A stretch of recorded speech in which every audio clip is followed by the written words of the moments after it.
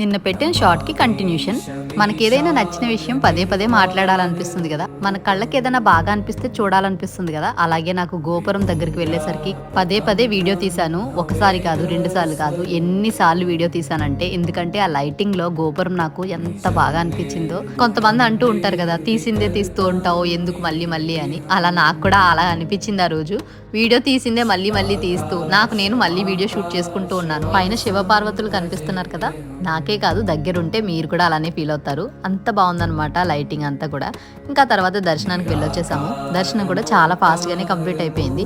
ఎప్పుడు క్రౌడ్ ఉంటుంది కదా అని వెళ్తూ ఉంటాం కదా, అప్పుడే ఫాస్ట్గా అవుతుందేమో దర్శనం. ఒక్కొక్కసారి ఫాస్ట్గా అయిపోతుందిలే అనుకున్నప్పుడు చాలా లేట్ అవుతుంది. ఇదే కదా లైఫ్ అంటే, మనం అనుకున్న ప్లాన్స్ ఒకటైతే దేవుడు ప్లాన్స్ ఇంకొకలా ఉంటాయి. ఏదేమైనా లైఫ్లో కొన్ని యాక్సెప్ట్ చేస్తూ వెళ్తే ఆ తర్వాత టైం వచ్చినప్పుడు మనకు కూడా మంచి జరుగుతుంది అనుకుంటాను నేను. ఎస్ అక్క, యు ఆర్ రైట్ అన్న వాళ్ళు ఎంతమంది ఉన్నారో కామెంట్ చేసి చెప్పండి.